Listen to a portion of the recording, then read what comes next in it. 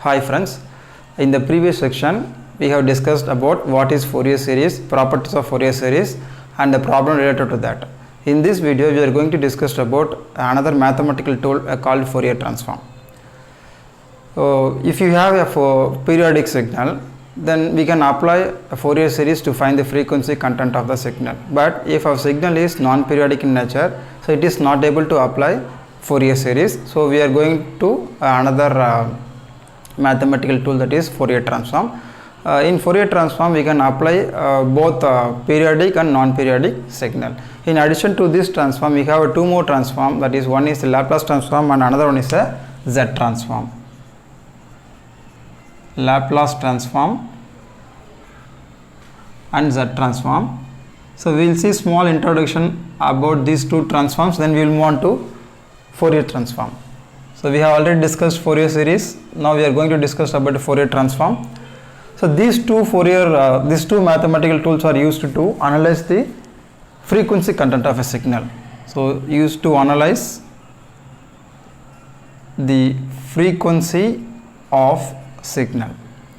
Here we are going to only analyze the frequency content of a signal, but in Laplace and Z transform, so we are going to analyze and design. We are going to analyze and design the system and the circuits and any circuits. But there is one difference between Laplace and Z transform. So Laplace transform is used to analyze and design a continuous time system. So this is used for continuous time system, and Z transform used for discrete time system. We'll see these two transform in their respective lectures. Now we will move on to Fourier transform. So here Fourier transform, we are going to derive a formula to find the Fourier transform from Fourier series. So for that I am just writing the Fourier series equation first, that is exponential Fourier series. So let Cn be the exponential Fourier series coefficient. So it has a equation 1 by t naught integral 0 to t naught gp of t exponential minus jn 2 pi by t naught t dt. So here the signal is g of t. So I am mentioning as p. So just to indicate g of t is periodic in nature, that's it. Gp of t equal to summation n equal to minus infinity to plus infinity Cn e power of jn 2 pi by t naught t. So these two equations we have already discussed in Fourier series. Now I am going to derive a formula for Fourier transform from these two equations. Both Fourier transform and inverse Fourier transform we are going to derive now. So first I am going to define some terms. So define, let t naught tends to infinity. So here the t naught is a fundamental period for a periodic signal. So it has a fundamental period t naught. If you are extending the fundamental to infinite, so which means the signal becomes non-periodic signal. So now I am going to define g of t equal to limit t naught tends to infinite gp of t. If I am taking one periodic signal, I am making a fundamental period to infinite. So practically there is no infinite, but if I am extending to infinite, then the signal is non-periodic in nature. So it will not repeat again. So it has only one signal, that's it. G of t. And I am going to define one more term, g of f.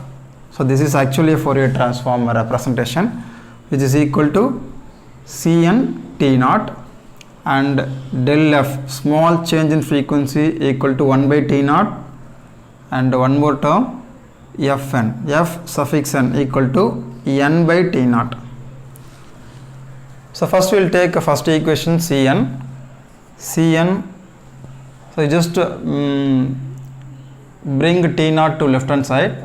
So Cn t naught equal to integration 0 to t naught, or we can write it as minus t naught by 2 plus t naught by 2, minus t naught by 2 to plus t naught by 2. This is also a one fundamental time period, and Gp of t e power of minus jn 2 pi by t naught t dt. So now substitute this definition in this equation. Cn t naught equal to g of f equal to integration.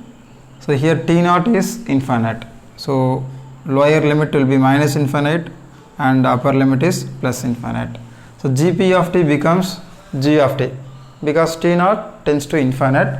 So Gp of t changed to g of t, exponential of minus j times of n by t naught. N by t naught is fn.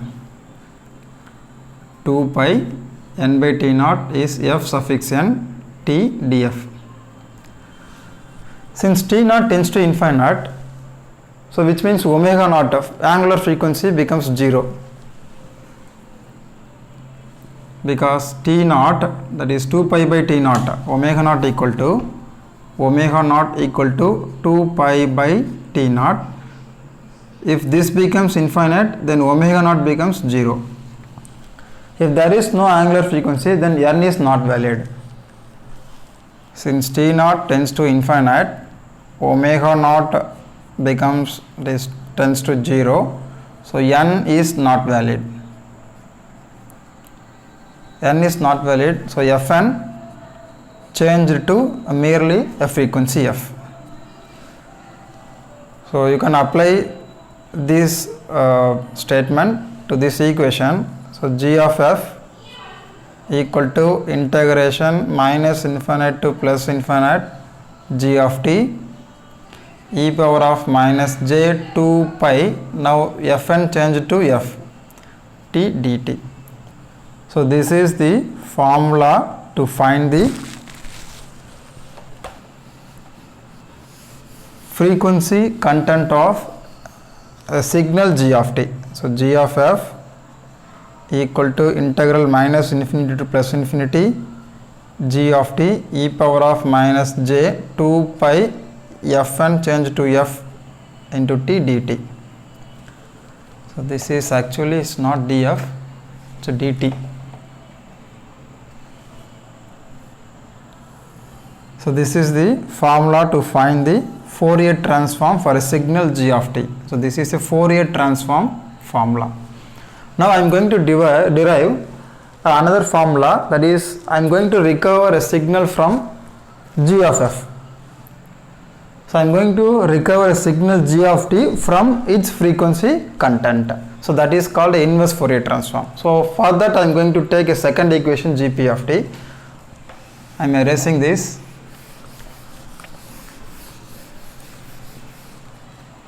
So Gp of t equal to summation n equal to minus infinity plus infinity Cn.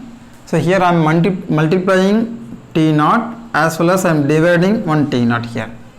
Just for this is small adjustment only. So to recover a signal g of t e power of jn 2 pi by t naught t. So now we will write another step, minus infinity to plus infinity Cn into t naught is g of f and 1 by t naught is del f. Del f e power of jn 2 pi by t naught t. So we are applying, that is when t naught tends to infinite, when t naught tends to infinite, omega naught angular frequency becomes 0, so n is not valid. N is not valid. So fn becomes f. So here Gp of t in left hand side, Gp of t changed to g of t equal to summation n equal to minus infinity to plus infinity g of f del f e power of j n by t naught is fn. So So 2 pi fn t. Now n is not valid, so fn changed to f. So finally summation n equal to minus infinity to plus infinity g of f del f e power of j 2 pi, right. So here n is not valid, so summation becomes integration. Summation becomes a integration.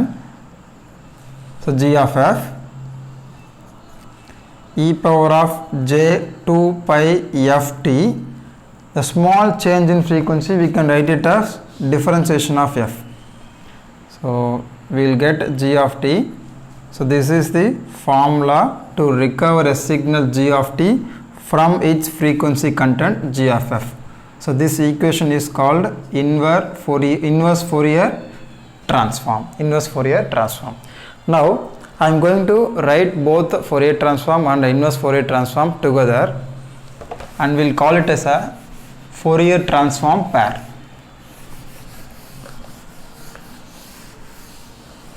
First equation, g of f equal to integration minus infinity to plus infinity g of t e power of minus j 2 pi f t dt. So this is in terms of hertz, that is frequency f.